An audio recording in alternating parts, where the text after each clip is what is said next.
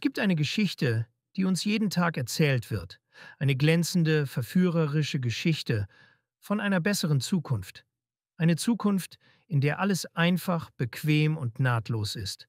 Eine Zukunft, in der die Regierung dir dient, fast unsichtbar und nur ein paar Klicks entfernt. Stell dir vor, ein Staat im Smartphone, der dir bei allen Schlüsselmomenten deines Lebens zur Seite steht. Von der Geburt über die Einschulung, die Impfungen, die Steuererklärung bis ins hohe Alter. Klingt gut, oder? Es klingt wie Fortschritt, wie Effizienz, wie eine Utopie, die endlich in greifbare Nähe rückt. Aber was, wenn ich dir sage, dass dieses Versprechen ein trojanisches Pferd ist? Was, wenn hinter der Fassade der Bequemlichkeit die Architektur für den perfektesten Überwachungsstaat gebaut wird, den die Welt je gesehen hat? Was, wenn der Staat im Smartphone in Wahrheit ein Gefängnis in deiner Tasche ist? Willkommen in der Realität von 50 in 5. Ein Name, der klingt wie ein flotter Marketing-Slogan, aber das Potenzial hat, die Freiheit von Milliarden von Menschen auszulöschen. Es ist eine globale Kampagne, die darauf abzielt, in 50 Ländern innerhalb von 5 Jahren die sogenannte digitale öffentliche Infrastruktur, DPI, einzuführen. Und sie haben bereits einen Meilenstein erreicht. 30 Länder sind schon an Bord. Was ist diese digitale öffentliche Infrastruktur? Es ist ein Euphemismus für die heilige Dreifaltigkeit der totalen Kontrolle. Erstens, eine digitale Identität für jeden Bürger. Zweitens, ein System für schnelle digitale Zahlungen. Drittens, ein System für den massiven Datenaustausch zwischen öffentlichen und privaten Stellen. Jedes für sich allein klingt vielleicht harmlos, aber zusammen bilden sie das Betriebssystem für einen digitalen Gulag. Deine digitale ID ist nicht nur ein Ausweis. Sie ist der Generalschlüssel zu deinem gesamten Leben. Deine digitalen Zahlungen sind nicht nur bequem. Sie sind die Grundlage für programmierbares Geld, für einen CBDC, den der Staat jederzeit kontrollieren, einfrieren oder entwerten kann. Und der Datenaustausch ist nicht nur Effizienz, es ist das Ende jeglicher Privatsphäre. Wer sind die Architekten dieses neuen Zeitalters? Es ist nicht deine demokratisch gewählte Regierung, die sich das ausgedacht hat. Nein, die treibenden Kräfte sind ein kleiner, elitärer Club aus nicht gewählten Globalisten. Die Vereinten Nationen und die Bill and Melinda Gates Foundation, unterstützt von der Rockefeller Foundation, dem Omidyar Network und anderen. Es ist derselbe Zirkel von Philanthropen und Organisationen, der seit Jahren versucht, die Welt nach seinen Vorstellungen zu formen, von der globalen Gesundheit bis zur Landwirtschaft. Angeführt von Figuren wie Nandan Nilekani, dem Architekten von Indiens umstrittenem und lückenhaftem Aadhaar-ID-System, bauen sie nun die Infrastruktur für die globale Kontrolle. Und sie machen kein Geheimnis aus ihren Plänen. Schauen wir uns die Länder an, die bereits an Bord sind. Die First Mover. Es ist eine bunte Mischung.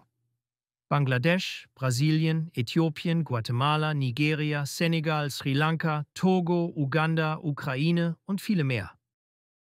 Hör dir an, was die Politiker dieser Länder auf den UN-Veranstaltungen sagen.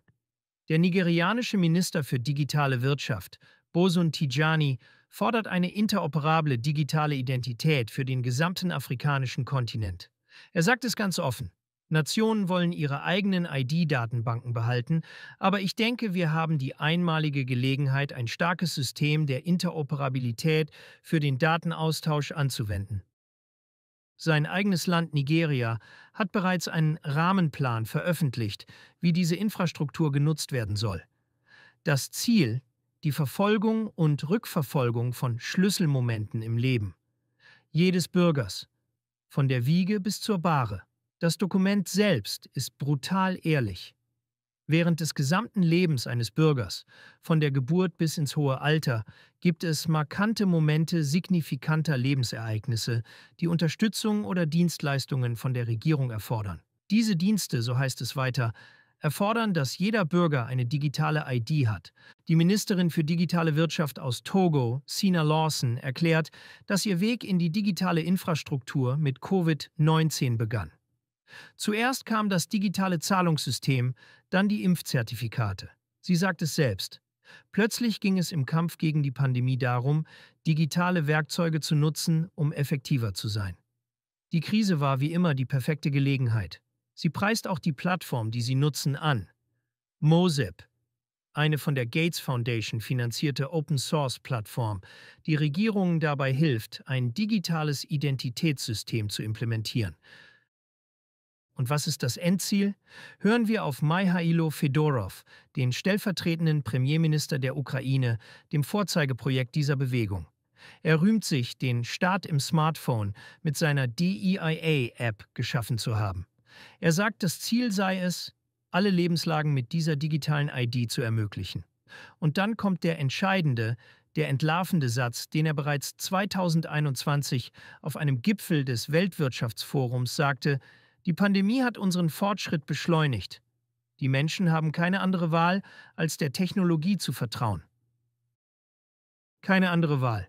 Das ist der Kern des Ganzen. Es geht nicht um ein Angebot. Es geht um einen Zwang, der in Bequemlichkeit verpackt ist. Du denkst, das ist ein Problem der dritten Welt? Ein Projekt für Afrika und Osteuropa? Dann wach auf. Im letzten Jahr haben 193 Nationen, einschließlich Deutschland, Österreich und der Schweiz, dem Pakt für die Zukunft der AMIs der UN zugestimmt, der die Implementierung genau dieser digitalen öffentlichen Infrastruktur vorsieht. Und Großbritannien hat bereits angekündigt, seine Bürger unter dem Vorwand der Bekämpfung illegaler Einwanderung in ein obligatorisches digitales ID-System zu zwingen. Die EU treibt mit ihrer digitalen Brieftasche genau dasselbe Projekt voran. Die Schlinge zieht sich zu. Das ist die Realität, vor der wir stehen. Eine Welt, in der jede deiner Transaktionen, jede deiner Bewegungen, jede deiner Interaktionen mit dem Staat in einer zentralen Datenbank erfasst wird, verknüpft mit deiner einzigartigen digitalen Identität. Ein System, das dir den Zugang zu deinem eigenen Geld verwehren kann, wenn du die falsche Meinung äußerst. Ein System, das dich in einen Krieg zwingen kann, indem es deine Reisefreiheit per App einschränkt oder deine Finanzen blockiert, wenn du dich einer digital kontrollierten Wehrpflicht widersetzt. Die Zeit der Ausreden ist vorbei. Jetzt ist die Zeit, an deinen Plan B zu arbeiten. Aber es geht nicht mehr nur um 3 simple Säulen. Es geht um ein komplettes System, ein Arsenal an Werkzeugen, um deine Freiheit, dein Vermögen und deine Familie vor diesem digitalen Gulag zu schützen. Genau dieses System lehren wir in unserem Seminar Das Schweizer Taschenmesser. Es ist das Konzentrat aus jahrelanger Erfahrung in der Beratung von Menschen wie dir. Wir zeigen dir die 7 entscheidenden Werkzeuge, die du brauchst, um in dieser neuen, gefährlichen Welt souverän zu bleiben. Werkzeug 1: Weitere Staatsbürgerschaften. Das ist die ultimative Versicherung gegen einen Staat, der deine Reisefreiheit per App einschränken kann. Werkzeug 2: Internationale Aufenthaltstitel. Schaffe dir legale, sichere Häfen außerhalb der Reichweite von EU-Superbehörden wie AMLA. Werkzeug 3: Banking jenseits der EU. Deine Fluchtroute vor dem programmierbaren digitalen Euro und der totalen Überwachung. Werkzeug 4: Globale Vermögensdiversifikation. Positioniere deine Werte strategisch dort, wo der europäische Fiskus nicht zugreifen kann. Werkzeug 5: Strategische Neupositionierung. Reduziere deine digitale und physische Angriffsfläche, bevor neue Kontrollen eine Verlagerung unmöglich machen. Werkzeug 6: Internationale Unternehmensstrukturen. Errichte krisensichere Unternehmensfestungen außerhalb der EU. Werkzeug 7: Grenzüberschreitende Nachlassplanung. Sichere dein Lebenswerk für die nächste Generation, entzogen dem staatlichen Zugriff. In unserem exklusiven Intensivseminar erhältst du nicht nur theoretisches Wissen, sondern erarbeitest konkrete, sofort umsetzbare Lösungen. Du verlässt das Seminar mit einem präzisen Aktionsplan, der auf die Abwehr des Überwachungsstaates zugeschnitten ist. Die Zeit zum Handeln ist jetzt. Die Werkzeuge für deinen Plan B müssen implementiert sein, bevor das digitale Netz sich vollständig schließt.